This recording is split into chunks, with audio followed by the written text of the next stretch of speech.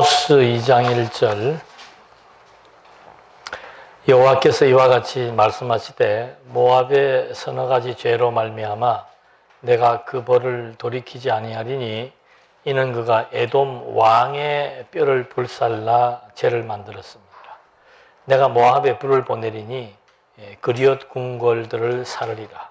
모압이 요란함과 외침과 나팔 소리 중에서 죽을 것이라. 내가 그 중에서 재판장을 멸하며 지도자들을 그와 함께 죽이리라. 여호와께서 말씀하시니라. 그러니까 모압은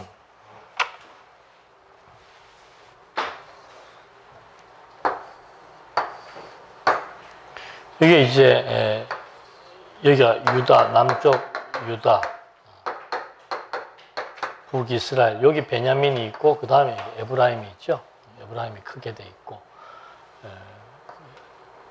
암몬, 모압.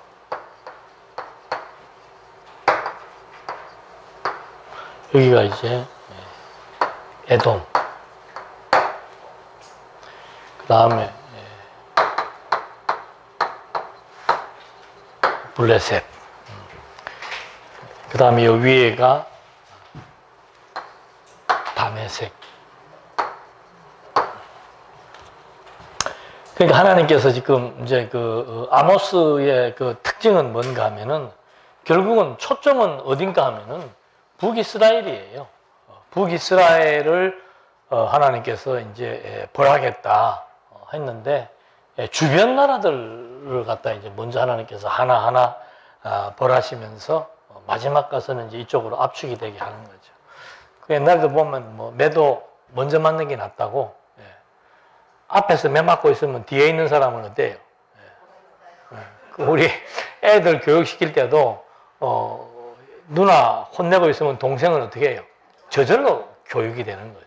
하나님이 이런 이제 심리적 압박을 통해서 북이스라엘을 진노하는데 지난 시간 말한 대로 이 다메섹 사람들은 아이벤 분열까지 이제 완전히 그 적군들의 씨를 말리려고 했던 그런 그 잔인함.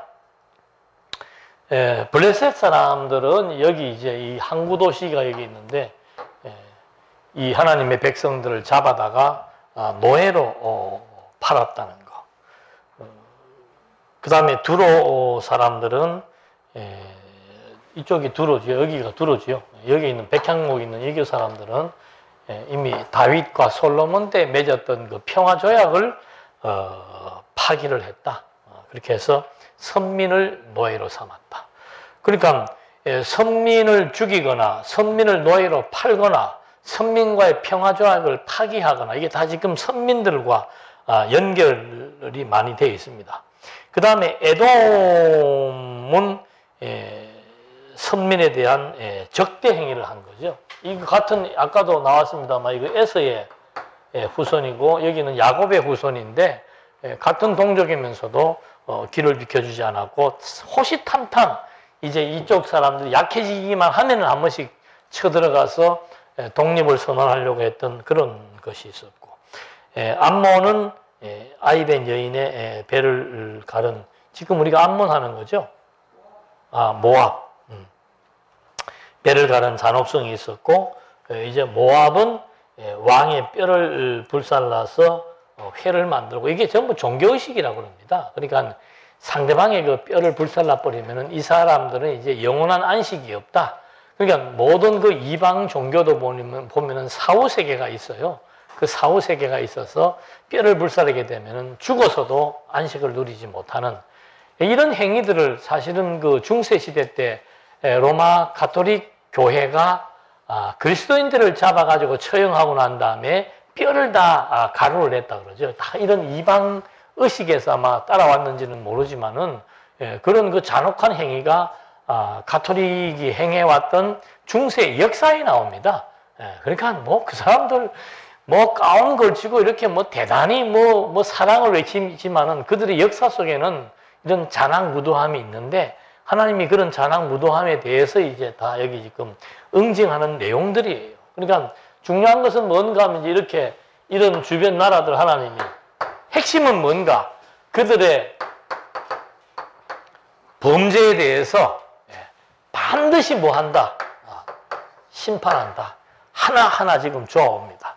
자, 이렇게 해서 지금 그 모압 사람들의 그 죄에 대해서 이렇게 지금 하나님의 그 심판이 여기 나옵니다. 그들의 궁들을 다 불살라 버리겠다라고 하는 얘기가 나온 4절을 여호와께서 이와 같이 말씀하시되, 이제 그 다음에는 유다입니다.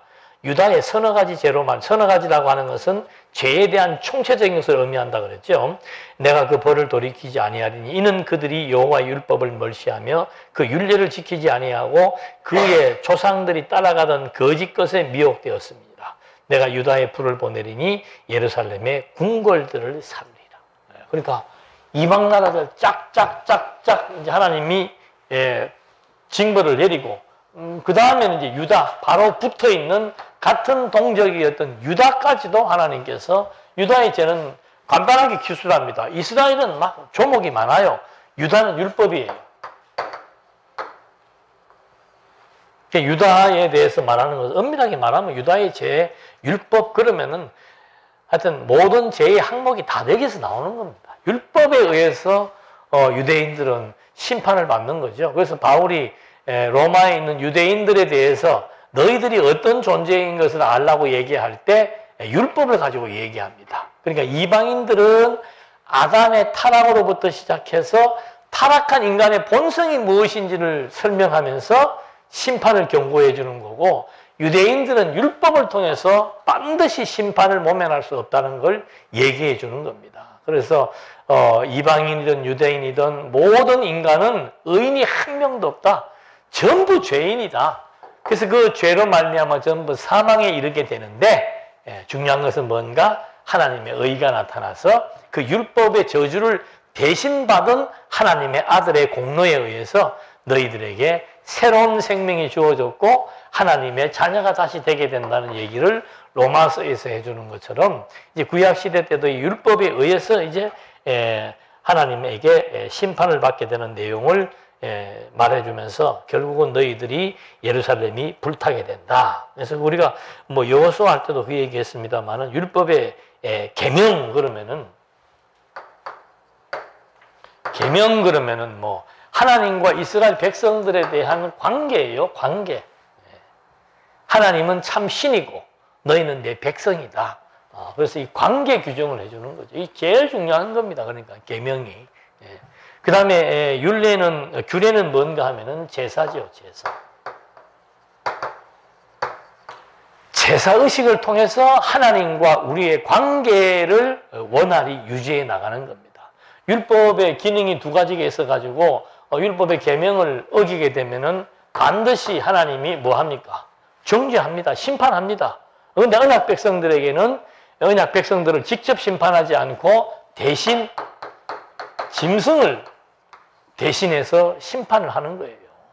그래서 이 반드시 이스라엘 백성들이 규례, 제사를 드리지 않는다는 것은 무슨 문제가 생기는가 하면은 하나님의 심판을 모면할 수가 없다는 것에 대한 확고한 증명이 되는 겁니다. 제사를 드려야만 정죄에 대한 심판을 짐승에게 대신 뒤집어 씌우고 하나님의 백성들은 용서함을 얻게 되는, 이것이 제사의 기본 정신인데, 율법을 어겼다는 것은 하나님과의 관계를 파기했고 하나님과 이스라엘 백성들 간의 언약의 관계를 파기해서 하나님의 자녀됨을 스스로 부정하는 게 되어버렸고, 제사를 안 드림으로 말미암아 이 백성들의 범죄가 용서함 받을 길이 없어져 버리는 거예요. 그 다음에 마지막 나오는 것이 율례지요. 이건 바로 이들의 생활 방식입니다. 이들의 생활 방식들을 통해서 그들의 생명을 보호해 나가시는 이 중요한 율법의 내용들이 이렇게 하나님과의 관계, 그 다음에 용서의 의미, 그리고 백성들의 생명의 보호, 이런 것들이 율법을 통해서 다 지켜져야 되는데 율법을 지금 완전히 망가뜨려 버리고 이 사람들도 계속해서 이방신을 섬기는 혼합 종교에 빠져버려 있었다는 거죠. 그래서 하나님께서 유다 백성들의 심장부가 어딘가 하면 예루살렘이에요. 왜? 그 예루살렘에 언약궤가 있단 말입니다. 그래서 그 심장부를 내가 공격해 버리겠다는 거예요. 내가 내 백성과의 언약 다 필요 없다는 거예요. 너희들이 율법을 통해서 나와의 관계를 이미 단절하고 있는데 내가 너희들 가만두지 않겠다. 그래서 그 율법에 보면은 신명기에 보면은 이제 하나님께서 너희들이 율법을 지키게 되면은 복을 받고 율법을 어기게 되면은 저주를 받는다. 오늘 여호수아도 그랬잖아요. 율법을 지키면은 너희들이 복을 받고 너희 여호와를 섬기겠다 그러니까 그래. 근데 그 쉬운 일이 아니다. 율법을 어기게 되면 너희들이 저주가 임하게 된다. 그 얘기를 해준 겁니다. 그래서 하나님께서 진짜 복과 저주를 그대로 실행을 해 나가신다 하는 것이 이제 구약 시대의 기본적인 하나의 그 하나님의 형식입니다. 하나님께서 백성들을 다스려 나가시는 통치 형식이에요. 근데 이제 이것이 계속해서 백성들이 못 지키니까 이제 결국은 하나님이 당신의 아들을 보내가지고 아들을 율법의 저주 아래 있게 하고 아들로 말미암아 율법의 복을 성취하게 해서 이 아들이 심령이 가난한 자가 복이 있나니 하면서 이제 복에 대한 얘기를 하게 되는데 지금 이제 유대인들이 저지른 범죄의 내용은 바로 율법에 대한 불순종을 말하고 있습니다. 자, 이제는 이제 마지막 남은 게 누구예요? 진짜 몰매 맞아야 될 북쪽 이스라엘에 대해서 하나님께서 진노하시는 거죠. 그러니까 하나님이 남쪽과 북쪽을 왜 이렇게 차별해서 얘기하는 겁니까? 남쪽은 어찌됐든 간에 정통성이 있는 겁니다. 무슨 정통성? 왕조의 정통성이 있는 거예요. 그리고 여기는 예루살렘 성전이 있는 겁니다. 그러니까 남쪽은 왜 정통성이 있는가 하면은 나라에 대한 정통성도 있고 왕조에 대한 정통성도 있는 거예요. 제사장 나라니까 항상 하나님 앞에 제사를 드려야 되는데 그 제사를 드리는 유일한 장소 그게 예루살렘이에요. 그래서 남쪽 유다는 하나님께서 아주 멸하지 않는 겁니다. 그러나 북쪽은 이게 이제 정통성이 없는 거죠. 왕조도 정통성이 없고 제사를 드려도 정통성이 없는 겁니다. 그래서 북쪽은 이제 아주 진멸시켜 버릴 것에 대한 예언을 하는 겁니다. 한번 이제 6절부터 한번 보십시다. 여호와께서 이와 같이 말씀하시되 이스라엘의 서너 가지 죄로 말미암아 내가 그 벌을 돌이키지 아니하리라. 이는 이제 자세하게는 그들이 은을 받고 의인을 팔며 신한 걸레를 받고 가난한 자를 팔며. 그러니까 은이라고 하는 것은 당시의 그 화폐죠. 그런 돈을 가지고 의인들을 판 거예요. 의인들. 돈 가지고 완전히 이렇게 율법을 지키면서 바르게 살고자 하는 그런 사람들을 이제 완전히 무시해 버리는 거죠.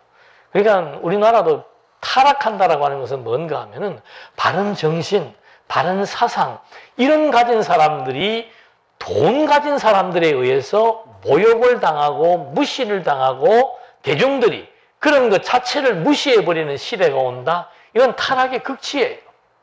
그래도 아직은 우리나라가 그래도 정신이 살아있는 이유는 뭔가 하면 그런 사상, 지성을 추구하는 그런 무리들이 그나마 있다는 거예요. 근데 지금 이 시대는 완전히 북이스라엘은 돈으로 모든 걸 다 해치워 버리되 정말 하나님께서 가장 중요하게 여기는 의인까지도 팔고 두 번째는 이제 신한 클레 가지고 가난한 자들을 파는 거. 이게 이제 완전히 이거는 헐값 돈 가치도 없는 겁니다.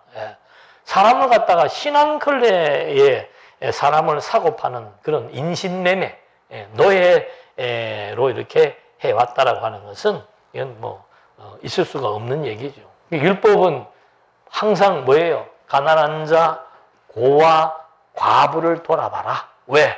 그들이 하나님의 언약 백성일 경우에는 그들의 생명을 보호해야 되기 때문에 하나님께서 율법을 통해서 약자 보호법을 만들어 가지고 그들의 생명을 보호하도록 하나님이 해놨는데 도리어 북이스라엘은 가진 자들이 권력층과 가진 자들이 가난한 서민들의 그런 그 인권을 유린하고 그들의 모든 것들을 착취하는 그런 행위들이 여기에 이제 발생을 한 겁니다.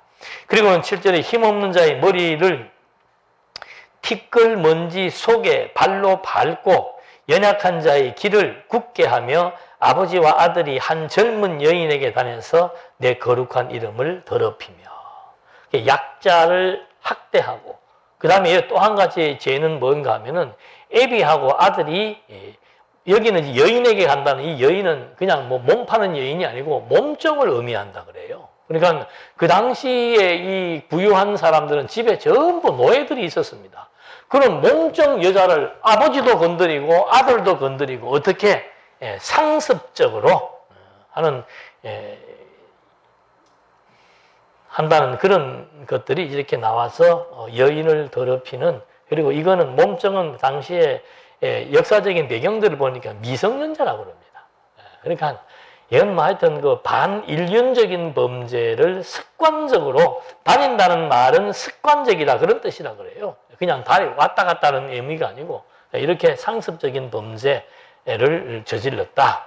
그렇게 해서 여호와의 이름을 더럽혔으며, 8절에 모든 제단 옆에서 전당 잡은 옷 위에 누우며 그들의 신전에서 벌금으로 얻은 포도주를 마시니라.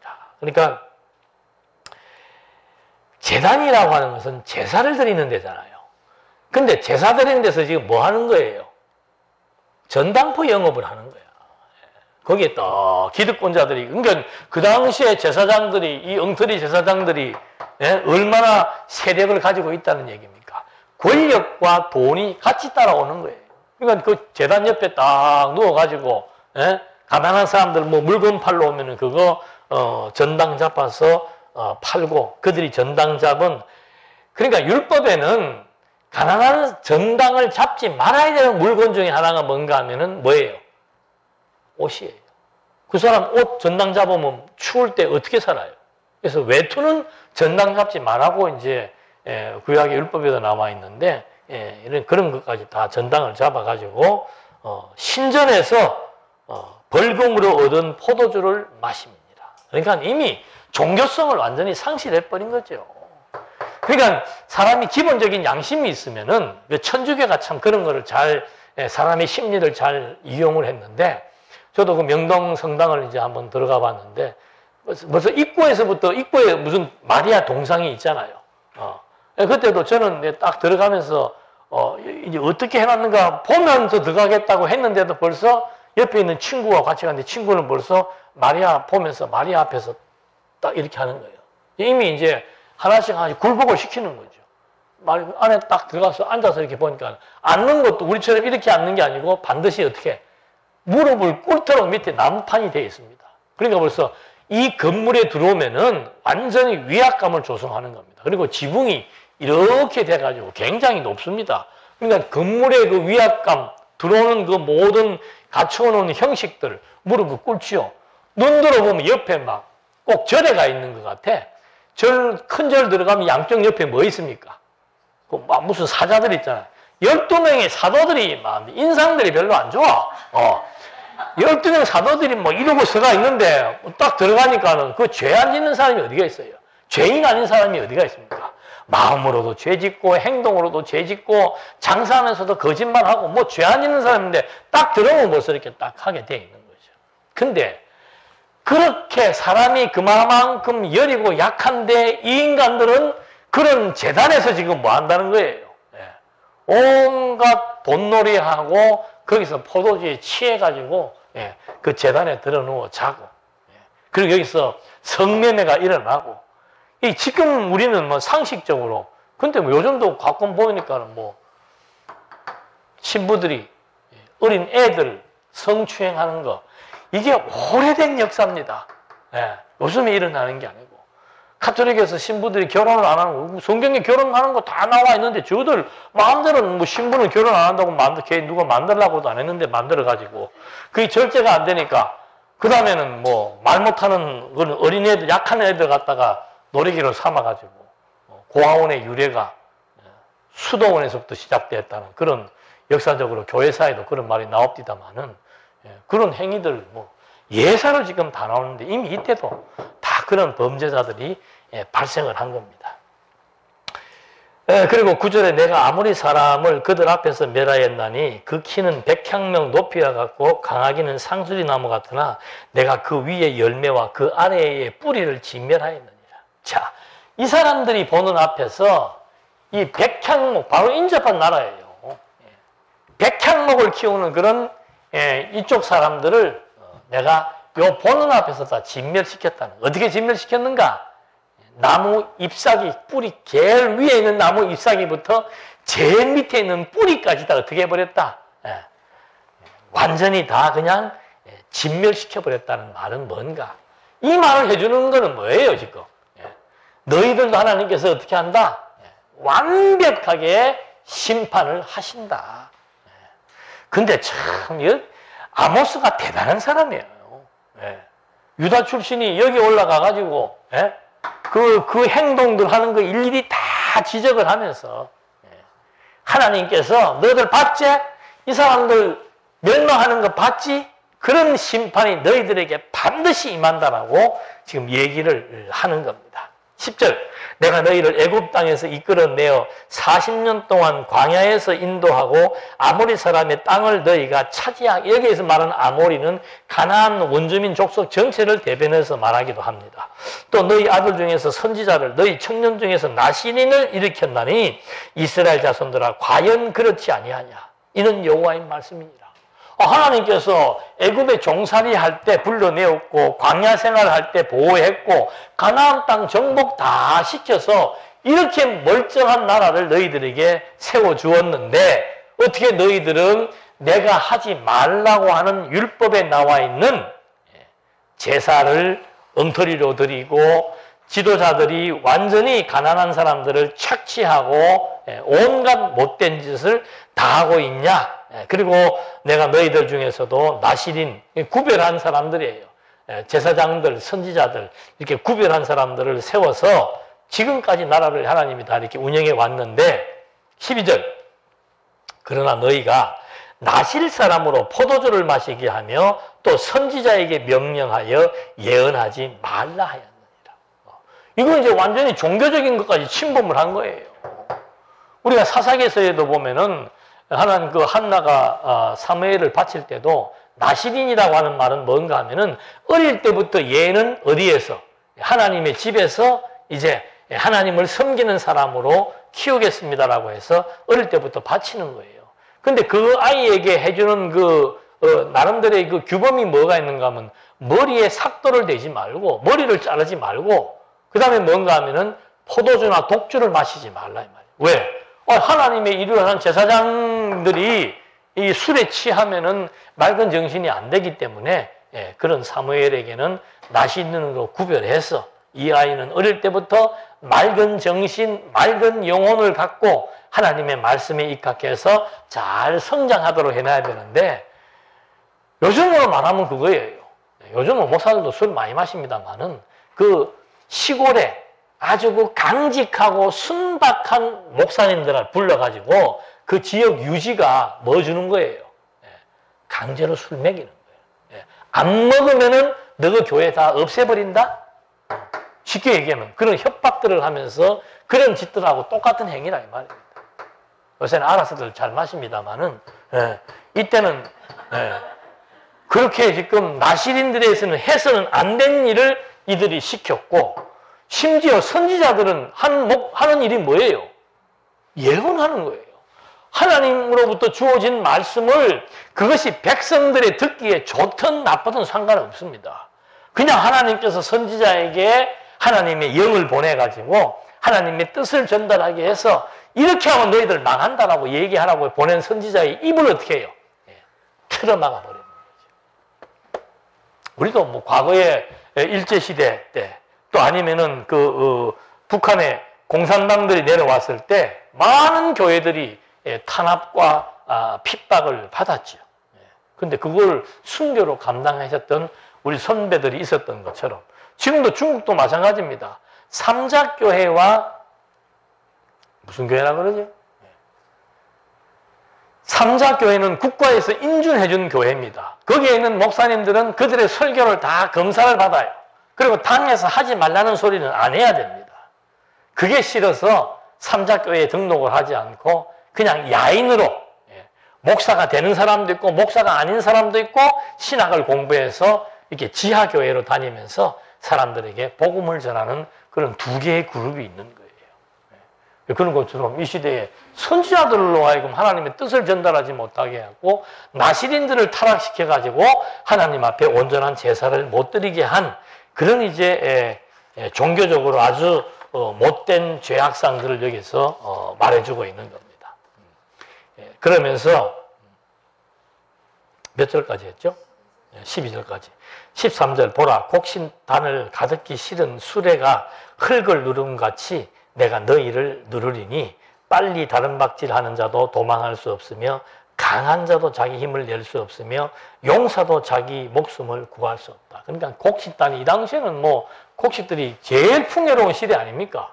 여로보암 2세 때가. 그러니까 그 막 수레를 가면 엄청나게 많은 곡식을 싣고 가는데 거기 깔려면 축사하는 거예요. 예.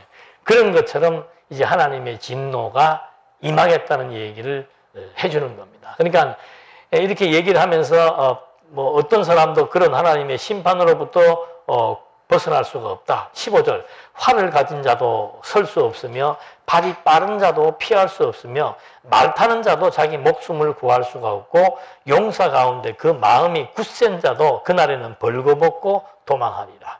여호와의 말씀입니다. 그러니까 이 하나님의 심판에서는 뭐 힘 있는 자든 부자든 뭐 발이 빠른 사람이든 어떤 사람이더라도 수레바퀴에 깔려서 반드시 죽게 되는 것처럼 그 심판을 면할 수가 없다라고 하는 얘기를 해주는 겁니다. 그래서 1차적인 그 심판의 근거가 6절로 8절 말씀에서 북쪽 이스라엘이 경제적으로, 도덕적으로, 종교적으로, 사회적으로 부패한 죄악들을 적시해 주는 겁니다. 범죄를 적시해 주는 거예요. 우리 요즘에 그 아주 큰 재판들 많이 보잖아요. 재판을 할 때 판사가 무조건 몇 년 하지 않습니다.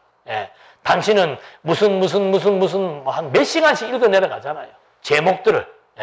그 제목들을 읽어가면서 범죄를 적시하는 것처럼 지금 여기서도 6절과 8절에서는 범죄를 적시해 줘서 반드시 심판에 대한 근거를 밝혀주고 2차의 근거는 뭔가 하면 하나님께서 이스라엘 백성들에게 행하신 은혜와 사랑을 역사적으로 얘기해 주는 겁니다. 그러니까 너희놈들 이렇게 못된 짓을 했는데 하나님은 너희들을 애굽에서 해방시켜서 40년 광야의 길을 걷게 했고 가나안 땅을 정복해서 이렇게 번영과 풍요를 누리게 해주었음에도 불구하고 너희들은 하나님을 잊어버리고 이방신들을 쫓아가면서 온갖 사회적으로 도덕적으로 윤리적으로 해서는 안 되는 율법을 범하는 범죄를 너희들이 저질렀다. 그러니까 이들이 범한 범죄가 하나님의 은총과 대비가 됨으로써 더욱더 배은망덕하고 나쁜 인간들이라고 하는 것을 여기서 보여주고 있는 거예요. 그러니까 요 인간들은 하여튼 하나님의 심판을 받아서 마땅하다. 제가 지난 주일날 그 장안종한교회에서 강의할 때도 그 인간의 그 이방인들이 가지고 있는 타락한 속성을 지금 하나하나 바울이 열거를 한 거예요. 그걸 읽게 되면은 찔리지 않는 사람이 도망갈 수가 없는 거예요. 피할 수가 없는 거예요. 누구나가 다 가지고 있는 내면의 심리 상태, 그들의 행위, 이런 것들을 전부 죄악으로 규정을 해서 한 명도 하나님의 심판으로부터 벗어날 수가 없다는 사실을 강하면 강할수록 그것이 나중에 여기에서 용서받을 때 하나님의 은총이 극대화되게 되어 있는 거죠. 지금 여기도 마찬가지예요. 하나님이 선민들은 이방인들은 잘못된 것 때문에 다 심판하는 걸로 끝내지만은 하나님의 선택한 백성들은 잘못 때문에 심판을 해도 결국은 아주 멸하지 아니하시고 다시 회복이 전제된 심판을 통해서 하나님의 용서의 미학, 은총이 무엇인지를 알게 해서 여호와 하나님을 경외하도록 섭리해 나가는 이런 이제 맥락 속에서 이런 그 심판들이 주어지는 겁니다. 그래서 이 심판의 방식은 이제 완전한 진멸입니다. 나무의 끝과 뿌리 끝까지 다 하나님이 진멸하는 것처럼 이렇게 완전한 진멸을 해나가시되, 이제 방식들이 뭔가 하면 현재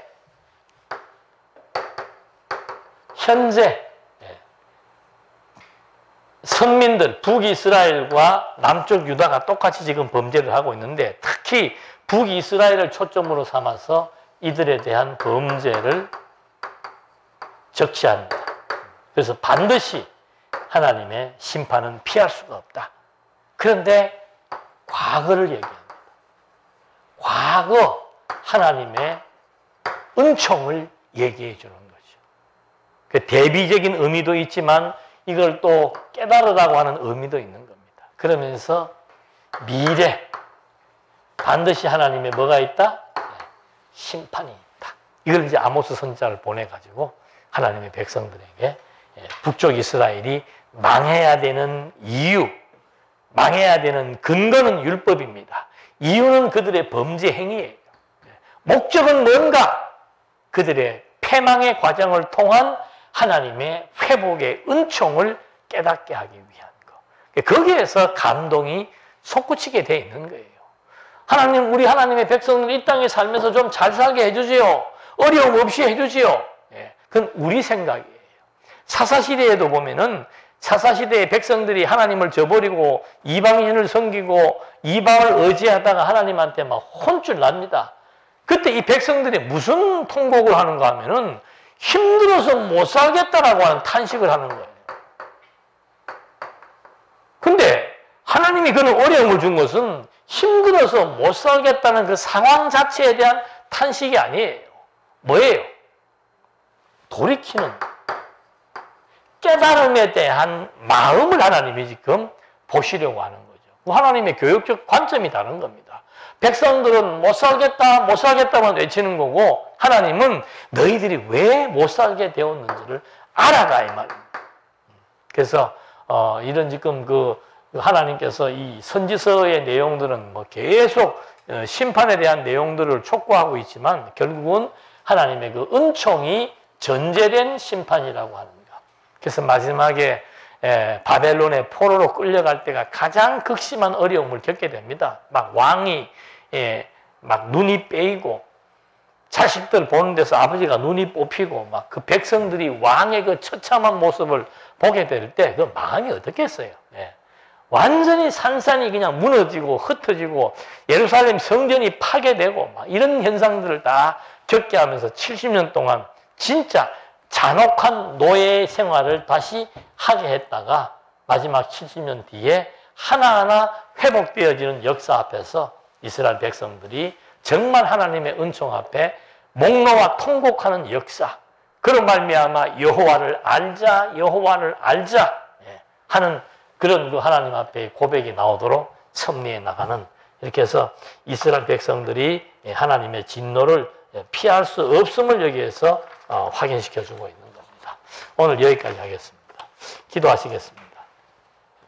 은혜와 사랑이 풍성하신 하나님 아버지, 정말 하나님의 사랑을 깨닫고 산다는 것은 또 반대로 어둠이 없이는, 또 우리의 실수가 없이는, 우리의 어려움이 없이는 진정한 하나님의 은총과 사랑을 깨달을 수가 없는 상대적인 존재, 이 사실을 우리가 잊지 말고 오늘 주어진 현실의 어려움들이 결국은 하나님 앞으로 나갈 수 있는, 하나님의 사랑을 깨달을 수 있는, 하나님을 의지하게 하시는 하나님의 사랑의 방편이라는 사실을 늘 잊어버리지 않고 하나님만 의지하는 아름다운 우리의 삶들이 지혜로 말미암아 지속될 수 있도록 인도해 주시옵소서.